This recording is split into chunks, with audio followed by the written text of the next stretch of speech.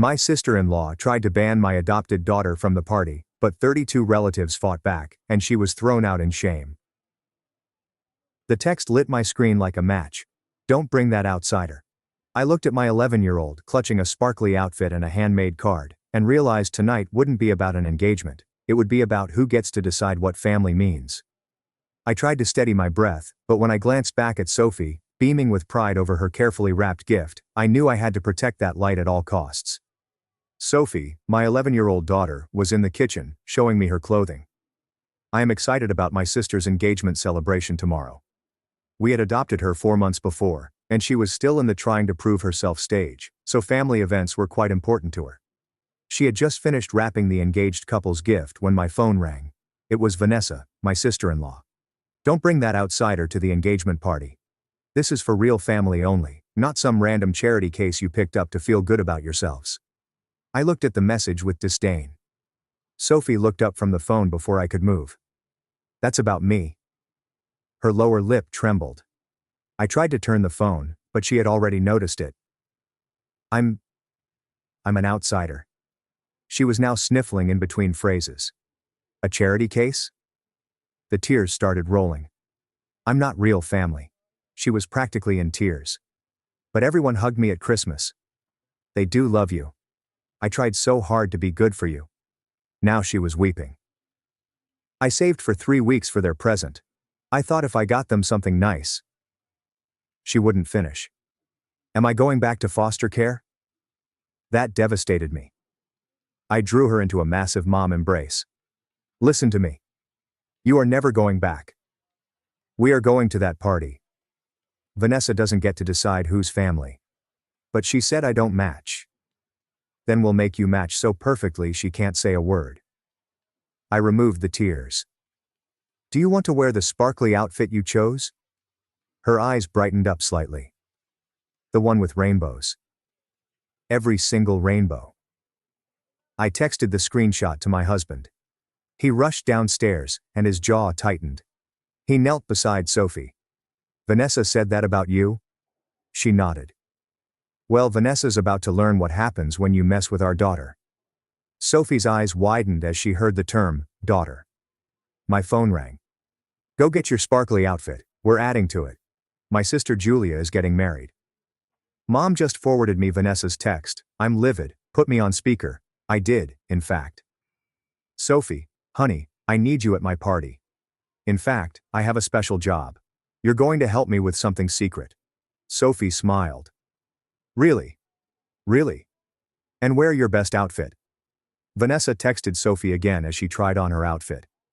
Just confirming you received my message. I assume she will not be there. I did not react. My mother-in-law called though. I saw Vanessa's texts. That woman married my son, but she's never been family like Sophie is. She heard. Grandma said I'm family. Baby, you've been family since day one. That's when my teenage nephew, Vanessa's own son, emailed me. Mom's being weird about Sophie. I'm wearing a matching sparkly bow tie tomorrow. Vanessa's own kids were rebelling. We quickly went shopping for accessories such as glittery platform shoes, diamond-shaped hair accessories, and a rhinestone-encrusted pocketbook. Is this too much? Sophie inquired. It's perfect. Vanessa's going to lose her mind, I told her. She smiled. Good. Sophie prepared another gift that evening, a large handcrafted card with congratulations and stickers for everyone in the family. Vanessa contacted my husband, but we let the message go to voicemail. I'm not trying to be mean, but tomorrow is about Julia, not your little charity project. I'm thinking of Julia's happiness. The family group chat erupted when Julia declared, everyone wear something sparkly tomorrow, even if it's just a sock to match Sophie. Vanessa quickly texted the group. Julia said, that's not necessary. Sophie practiced walking in her platforms, saying, yes, it is. What if Vanessa blocks the door? Then we go through her, my husband responded. But what if? No what ifs, you belong there. Sophie changed into her full attire the following morning. Do I look like I belong? You look like you own the place. In the car, she hugged both gifts. Mom, what if nobody else wore sparkles? They will. What if Vanessa says something mean? Then everyone will see exactly who she is. We arrived at the venue. Vanessa was stationed at the entrance, like a guard. Her countenance changed from confident to volcanic as she saw Sophie in her sparkling glory. But before she could say anything, Julia came through the door in her dress. "Sophie, my special helper." She raced over and scooped Sophie up. "You look perfect. Come on, we have work to do." Vanessa's mouth opened, but Julia had already whisked Sophie inside. The entire family was there, all dressed sparkly, grandparents in glitter bow ties, aunts in glitter scarves, and Vanessa's own children in rhinestone accessories, the newest addition of our family. Vanessa stood motionless as her own children ran to embrace Sophie. "We love your outfit. You look like a disco ball," her teenage son exclaimed. "This is our cousin Sophie, everyone." Julia raised her glass while toasting. "Before we celebrate, I need my special helper." She drew Sophie up next her. "This amazing girl joined our family 6 months ago and made it complete. Sophie, will you be my flower girl?" The entire venue erupted. Sophie's hands rushed to her mouth. Vanessa's face was purple. Julia nearly burst into tears as Sophie handed her the family card. "It's perfect," Julia said. "This is going in our wedding album." Vanessa tried to dispute the mess, but Julia's fiancé yelled, "This is what family does." Vanessa stood up, documents in hand, and began moving to the center of the room. She cleared her throat aggressively. Vanessa raised her arm high, clutching a stack of papers in her fist. "Everyone needs to hear this." The entire room became silent, and every single guest turned to look at her. Sophie's small hand gripped mine so hard that I felt she'd break my fingers. "I have documentation here about adoption fraud that proves this child does not belong in our family." Vanessa waved the papers around as if they were winning lottery tickets. People began whispering and looking at us and Vanessa. My heart was racing, but before I could react, Julia was storming across the room in her engagement gown. She reached Vanessa in approximately 3 seconds and pulled the papers right out of her grasp. The sound of paper tearing filled the still room as Julia ripped them apart without glancing at what they stated. "Anyone who doesn't support all members of this family can leave right now." Julia hurled the ripped pieces into the air, which fluttered down like confetti. Vanessa's face turned purple, and she began yelling about evidence, legal guardians, and the fact that we were not Sophie's biological parents. My husband stepped forward from behind me, straight up to Vanessa. "You need to leave this party immediately." His voice was calm, but his hands were quivering with rage. Vanessa started shrieking that she had proof and that everyone should know the truth about our unlawful adoption. Marcus eventually pushed past the mob, as if he wanted to dissolve into the floor. "Vanessa, please, let's just go." He reached for her arm, but she wrenched it away, yelling about attorneys and papers. Marcus turned to face everyone, his cheeks flaming red. "I'm so sorry about this." He reached for Vanessa's elbow to help her to the exit, but she pushed him back. Claire Monroe, the venue manager, appeared with 2 security guards right behind her. She walked up to Vanessa with a professional smile that did not reach her eyes. "Ma'am, you're disrupting this event, and I need you to leave voluntarily within the next 2 minutes, or these gentlemen will escort you out." Vanessa looked at the security guards, then back at Claire, but remained standing there as if she were rooted to the floor. Vanessa's adolescent son stood up from his seat. "I'm staying at the party with my cousin Sophie." He marched right by his mother and hugged Sophie in a massive hug. His younger siblings rose up and ran over to join the hug, leaving Vanessa standing alone at the exit. My mother-in-law rose from her seat and gently approached Vanessa. She came to a halt directly in front of her and spoke just loudly enough for everyone to hear. "I'm ashamed of your behavior. Sophie has been my granddaughter for 6 months, and your prejudice won't change that." Vanessa's mouth opened and closed like a fish, but no words came out. She grabbed her purse and stomped towards the door. "You'll be hearing from my lawyer about this illegal adoption." She slammed the door so furiously that the entire room shook. Marcus remained behind, shoulders down and face still crimson. "I'll handle my wife, I promise." He looked at me, then Sophie. "I'm so sorry." Julia took the microphone from the DJ stand. "All right everyone, it's time for my special flower girl to help me cut the celebration cake." She held out her hand to Sophie. "Come up here where everyone can see you." Sophie stared at me, and I agreed. So she walked up to the stage, where Julia was waiting. Sophie stood next to Julia by the large cake, and the entire audience began to shout and cheer. People were taking pictures and complimenting Sophie on how beautiful she looked in her glittery costume. Sophie appeared to be about to collapse after the cake cutting, so I brought her to the venue's prep area. She burst into sobs as soon as we entered and locked the door. Her entire body shook as she cried into my shirt. "Can Aunt Vanessa really take me away?" She could barely speak between sobbing. What if she has real papers? What if the adoption wasn't done right? I hugged her as tightly as I could without injuring her. "Listen to me, baby. Vanessa has absolutely no power over our family. The adoption is completely legal and final. No one can take you away from us." She started crying and asking what if questions about lawyers, courts, and foster care. I simply kept hugging her and told her over and over that she was ours forever, and Vanessa couldn't change that. Her glittery dress was disheveled from how tightly she pressed against me, but I didn't mind. We waited in the prep room for what seemed like an eternity while she cried out her concern over what had just happened. I could hear the celebration outside, but all that mattered was that Sophie knew she was safe and loved, and she would never go. Julia entered the prep room, holding a little silver box that gleamed under the lights. She knelt next to Sophie and opened it, revealing a crystal tiara with tiny rhinestone flowers. Without saying anything, she carefully placed it on Sophie's head and adjusted it to suit exactly with her dazzling attire. Sophie's eyes widened as she touched the tiara with shaky fingers, and Julia drew her into a lengthy hug. I saw them hugging each other as the celebration music played softly through the walls. Julia mentioned something about family being about choosing to love one another, and Sophie nodded into her shoulder. Marcus stepped inside after hearing a knock on the door, his hands in his pockets. He requested if he could talk to us alone, and despite the fact that the room was chilly, I could see sweat on his forehead. Julia gave Sophie one last embrace before telling her to go show everyone her new tiara. Sophie walked slowly out, still stroking the gems on her head, as if she couldn't believe they were real. Marcus slammed the door behind her and leaned against it, his shoulders slumping forward. He began telling how Vanessa had been trying to adopt for 2 years without luck, and how seeing us with Sophie made her insanely envious. His voice cracked as he admitted he should have stopped her sooner, but he hoped she would settle down on her own. I wanted to be angry with him, but he looked so miserable standing there, apologizing over and over. We returned to the celebration, where Sophie was besieged by relatives who wanted to touch her tiara and tell her how beautiful she looked. Sophie's smile grew larger as the photographer continued to pull her apart for photos with various family members. Grandma made careful to capture a photo with just the two of them wearing identical glittery accessories. Vanessa's children remained close to Sophie the entire time, as if they were sheltering her from their absent mother. Sophie wore her tiara throughout the party, even as we ate cake and danced. Sophie stood in our bedroom doorway, clutching her beloved bear, and begged if she could sleep with us. She climbed into the center of our bed and curled up small between us, pressing her back into my chest. My husband reached over and grabbed her hand as she questioned Vanessa's ability to take her away.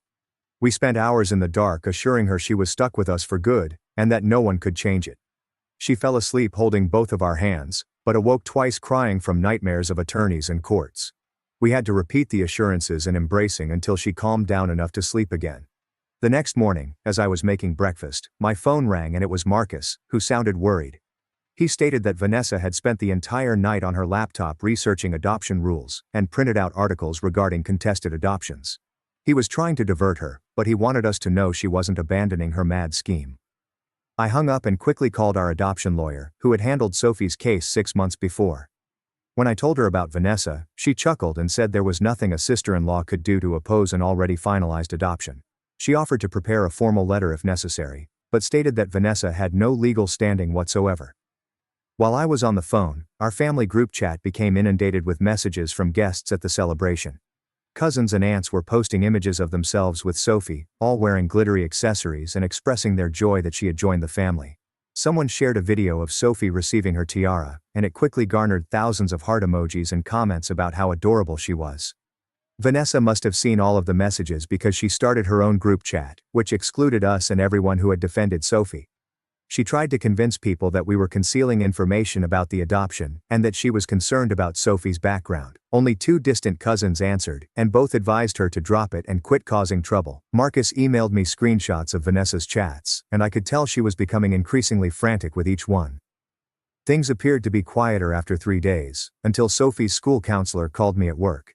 She claimed Sophie had a panic episode during social studies when the teacher discussed lawyers as part of a government lesson. Sophie began crying and couldn't catch her breath, so they had to take her to the nurse's office. Sophie repeatedly asked the counselor if attorneys could take children away from their parents, and nothing they said calmed her down. I left work right once and found Sophie still in the nurse's office, her eyes red and puffy, her glittery purse gripped in her lap. She threw herself at me the moment I stepped in and refused to let go, even after I tried to sign her out. She spent the entire trip home wondering what would happen if Vanessa hired a lawyer and whether judges could force her to return to foster care. That afternoon, I began calling therapists specializing in adoption trauma and family conflict difficulties. The receptionist at one office stated that they had someone named Evelyn Ma who was fantastic with children and had openings later in the week. I scheduled the first available appointment and jotted down everything that had transpired, so I wouldn't forget anything significant. Sophie spent the remainder of the day following me around the home, as if she was scared I'd disappear if she looked away. While I was in the kitchen cooking Sophie a snack, my phone buzzed with a text from Julia. She stated that she will officially remove Vanessa from the wedding guest list, unless she immediately apologized to Sophie. She'd previously spoken with the venue management about arranging extra security in case Vanessa attempted to crash the wedding. I handed Sophie the message, and her eyes widened as she realized Aunt Julia had chosen her over Vanessa. 20 minutes later, the doorbell rang, and there stood Marcus, holding a large bunch of flowers and wearing the most embarrassed expression on his face. He stepped down to Sophie's level and offered her the flowers, apologizing for not stopping his wife sooner. He promised to get Vanessa into counseling and asked if we could all work together to fix things eventually. Sophie accepted the flowers but remained pressed against my leg, not ready to fully trust him yet. Marcus stayed for an hour, mainly sitting quietly as Sophie showed him her school projects from across the room. He kept apologizing every few minutes until my husband informed him we had heard him and needed time to process it all. After Marcus left, my mother-in-law called to say she was planning a special supper for everyone who had supported Sophie. She made it plain that Vanessa was not invited, and she wanted Sophie to see how many family members supported her. Sophie's favorite delicacies had already been ordered from 3 different restaurants for the weekend's dinner at her home.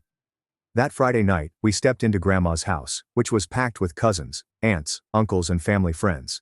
Everyone had made Sophie cards expressing how much they appreciated having her in the family. Vanessa's own children had created the largest card coated in glitter with the words, "Best cousin ever," across the front. Sophie sat in the middle of the living room floor, opening card after card while tears streamed down her face. Her teen cousin read it aloud, stating, Sophie was the coolest addition to their family in years. The smaller children climbed on top of her in a gigantic cousin hug, which evolved into a tickling match. We shot so many images that night that Sophie asked if we may frame each and every card for her bedroom wall. Monday morning I received a certified letter from a law firm that made my blood run cold. Vanessa had issued a formal cease and desist order, saying that we were distancing her children from their mother. She asked us to stop allowing her children to visit Sophie and accused us of turning them against her. Marcus called within minutes after receiving the letter, completely shocked by what his wife had done. He'd already contacted the lawyer to withdraw the entire case, and was headed to the office. 2 hours later, he texted us a copy of the attorney's response to Vanessa. The lawyer had charged her for 3 hours of wasted time, and declined to pursue her matter further. He stated that she had no legal standing to take action against us for a legally adopted child. Vanessa reportedly had a fit in the lawyer's office, and was ordered to leave by building security. Sophie's first visit with Evelyn Ma, the therapist we discovered who specializes in adoption concerns, was on Thursday. I stayed in the waiting room for an hour, trying not to worry about what they were discussing. Sophie smiled as she showed me a paper with breathing exercises Evelyn had given her. She demonstrated the visualization technique in the waiting area by closing her eyes and taking deep breaths. Sophie, according to Evelyn, would do these exercises whenever she was terrified or worried about Vanessa. That night, before bed, I watched Sophie carefully complete each exercise, counting her breaths and visualizing herself in a safe location. She'd chosen our living room on movie night as her visualizing location, with all of us sprawled on the couch together. The next day, we met with Sophie to devise a safety plan in case Vanessa ever approached her. We typed down all of the vital phone numbers on a card for her glittering purse, including mine, Dad's, Grandma's, and even 911. We practiced what she'd say and do if Vanessa showed up at school or elsewhere. Sophie practiced calling for help and ran to the nearest adult, becoming more confident with each practice run. She carried that card in her purse and looked for it every morning before school, like a security blanket. Julia picked up Sophie on Saturday morning for a special girls' day of shopping for flower girl outfits. They visited 5 different boutiques, trying on every style and color combination they could find. Sophie texted me photos of her in each dressing room, whirling in circles and making hilarious faces in formal gowns. They finally discovered the right garment in a small store, white with rainbow ribbon trim that made Sophie squeal with delight. Julia purchased matching shoes and a tiara, as well as a backup dress in case something went wrong with the first. They arrived home with bags of accessories, and Sophie modeled the entire costume for us 3 times. That evening, when I was going through social media, I noticed Vanessa had written a lengthy rant about false families. She did not use our names, but rather talked about adults who adopt children for attention and virtue signaling. The message was definitely about us, describing adoption as a trend for people who wanted to appear good on social media. Within an hour, several family members had denounced the post as harassment and hate speech. Screenshots began to flood our family group chat as everyone expressed their dissatisfaction with Vanessa's behavior. Vanessa deleted the post within 2 hours, or the platform removed it for violating terms. Marcus texted to say he had read the post and was moving into the guest room until Vanessa agreed to get serious assistance. He texted again 20 minutes later, reporting Vanessa was screaming through the guest room door, but he was not backing down this time. Monday morning I dropped Sophie off at school, and she virtually leaped out of the car, clutching a folder full of engagement party photos under her arm. Sophie's teacher called me that afternoon to inform me that she had given a whole presentation about being picked as flower girl during show and tell, replete with images of everyone in their sparkles. Sophie appeared to be more confident recently, standing straighter and speaking louder than she had all year, according to the teacher. That evening we convened a family meeting with our 2 biological children, ages 13 and 15. They sat on either side of Sophie on the couch while we narrated what had occurred to Vanessa. Our oldest sprang up and strode around the room, his fists clenched as he contemplated what his aunt had done. Our 13-year-old daughter put her arms around Sophie and declared that anyone who interfered with her younger sister would have to deal with her as well. Sophie's eyes welled up with tears, but she smiled as her siblings squeezed her between them in a protective sandwich. Vanessa's adolescent son contacted the next day, asking if he could call us via video chat after school. He emerged on screen, weary, and immediately asked if he could still attend the wedding, even though his mother couldn't. We informed him that he was welcome and watched as his shoulders relaxed with relief. He admitted to fighting with Vanessa every day over Sophie's treatment, showing us pictures of their text exchanges in which he called her out for being nasty. He stated that his younger siblings were equally furious with their mother and had been giving her the silent treatment for days. 2 weeks before the wedding, we drove to the location for Sophie's flower girl practice. She wore her real dress and walked down the rehearsal aisle 12 times, growing more confidence with each pass. Claire, the venue manager, observed from the sidelines and took notes on where to place more security on the big day. She showed us the side entrances they'd be watching and described their procedure for dealing with undesirable visitors. Sophie perfected her petal throwing technique, resulting in an orderly trail of rose petals from the back doors to the altar. That night, Marcus called to say Vanessa had finally consented to attend one counseling session, but only to prove she was correct about everything. He seemed cautiously optimistic that a professional could reach her in ways that her family had failed to do. Marcus planned to drive her to the therapist's appointment on Thursday, to ensure she showed up.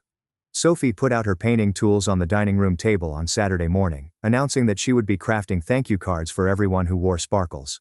She labored for 6 hours straight, making 32 separate cards featuring drawings of each person in their dazzling dress. We spent Sunday afternoon addressing envelopes, with Sophie meticulously writing each name in her best handwriting. She insisted on including extra stickers on the cards for Vanessa's children, who had been extremely supportive. We walked to the mailbox together, and Sophie kissed each envelope before placing it. Marcus texted that evening to report that the therapy session had taken an unexpected turn. Vanessa's therapist had allegedly been extremely straightforward with her, stressing that her behavior may be deemed harassment and that she could face legal ramifications if she continued. Vanessa had gone utterly silent throughout the session and hadn't talked for the entire journey home. Marcus claimed she had shut herself in their bedroom, and he could hear her crying through the door. The following week, Evelyn called to schedule Sophie's usual appointment, noting that she was making excellent improvement. She suggested that we schedule a few family therapy appointments to help everyone process the recent events together. Sophie overheard the talk and quickly requested whether Grandma could attend one of the sessions. She stated that Grandma's encouragement meant everything to her, and she wanted to express her gratitude properly. We booked the family session for the following Tuesday, and my mother-in-law reserved her entire day to attend. The therapy room was tight with all of us crammed onto the couch, but Sophie insisted on sitting directly between me and Grandma. Evelyn led us through a discussion of how the entire scenario affected each family member. When it was Grandma's turn to speak, her voice trembled as she explained how Sophie handled Vanessa's abuse with such grace. She spoke of her pride in Sophie's courage and tenacity, wiping tears from her cheeks. Sophie went to face her grandma and requested quietly whether she might call her grandma from now on. My mother-in-law cradled Sophie in her arms and sobbed, saying she had been Sophie's grandmother since the beginning. By this point, everyone in the room was in tears. Even Evelyn had to get a tissue from her desk. We spent the rest of the session discussing what family truly means, and how love is determined not by blood or adoption paperwork, but by the decision to show up for one another every day. 5 days before the wedding, Vanessa texted me that she would not be attending or causing any problems. Marcus contacted shortly after to confirm she had booked a spa weekend for the same dates. He sounded relieved when he said that she had finally decided that remaining away was preferable to risking another scene. We spent the remainder of the week having Sophie's flower girl outfit changed one more time and practicing her petal throwing technique in the backyard. She'd throw handfuls of rose petals from her white basket, then dash back to collect them all to attempt again. The wedding rehearsal 2 days later went flawlessly, with Sophie walking down the practice aisle at the venue with a huge smile on her face. The photographer, who had arrived early to investigate spots, kept taking photos of her practicing with her basket. She'd linger at each row of chairs to ensure that everyone received petals, and the photographer caught every moment. Marcus arrived at the rehearsal dinner that night with Vanessa's children, who immediately went up to Sophie with their handmade cards. Marcus approached me and mentioned that Vanessa had assisted them in creating the cards, despite the fact that she was unable to attend. The children surrounded Sophie at her table, showing her all of the glitter and stickers they had used to write "Good Luck Flower Girl" on each one. Sophie insisted on wearing her flower girl attire and the beautiful tiara from the engagement party on the wedding morning. She stepped in front of my bedroom mirror, carefully arranging it, and requested me to snap a photo for her future children. I took approximately 20 photographs while she posed at various angles, making sure the tiara caught the light perfectly. We arrived to the location early so Sophie could practice once more before the guests arrived. Sophie walked down the aisle throughout the wedding, throwing petals with perfect timing and smiling at everyone she passed. Julia hugged Sophie into a deep hug as she approached the altar, before Sophie took her place alongside the other bridesmaids. Sophie stood absolutely motionless throughout the wedding, cradling her empty basket while Julia and her new husband exchanged vows. Marcus stood up during the toasts at the reception and told Sophie how fortunate the family was to have her in their lives. Sophie's face lit up when he referred to her as his niece and expressed his pride in being her uncle. Later, during the dancing, Vanessa's adolescent son approached Sophie and requested a special dance in front of everyone. He exclaimed loudly that she was the best cousin ever, and soon the other kids joined them in this large circle. They were all dancing around Sophie, who was twirling in the center, her tiara shining in the lights. My mother-in-law approached me during a slow song and explained that Vanessa had seen the entire wedding via live stream from her spa. She had not remarked on anything, but she had watched from start to finish, which seemed like progress. Sophie ultimately fell asleep in my arms near the conclusion of the celebration, still wearing her tiara, exhausted by the excitement. Even while she slept, she clutched her flower basket and smiled serenely. Julia approached and whispered that Sophie had made the wedding completely beautiful, and she could not picture it without her. 2 weeks after the wedding, Sophie received a card written in Vanessa's handwriting. Inside, it simply read, "Congratulations on being a beautiful flower girl," with Vanessa's signature at the bottom. Sophie stared at it for a long time before asking whether she may write back to express her gratitude. We helped her write a brief note, and she drew a picture of the entire family, including Vanessa, standing together.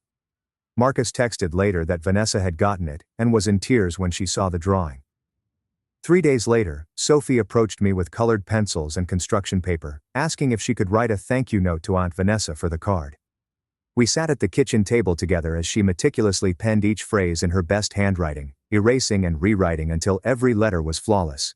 She drew a picture at the bottom of our entire family standing in a line, and she positioned Vanessa next to Marcus, a big smile on her stick figure face. I helped her address the envelope, and we walked to the mailbox where she stood on tiptoes to push it inside. Marcus called me that evening to say Vanessa had received the note, and when she saw the drawing of herself in the family picture, she burst into tears in their kitchen. Marcus visited by our house one afternoon while Sophie was at school to keep us updated on Vanessa's progress. He sat at our kitchen counter, drinking coffee, and told that Vanessa had been going to therapy twice a week since the wedding, and the therapist was helping her work through some profound issues from her own background. Vanessa and Marcus had apparently been attempting to adopt for over 2 years before Sophie arrived, and they had been refused by 3 separate agencies for a variety of reasons that Vanessa took very personally. The therapist explained to Marcus that Vanessa's rage at Sophie was actually envy combined with grief over their own adoption issues, and she was beginning to grasp this now, but she still had a long way to go.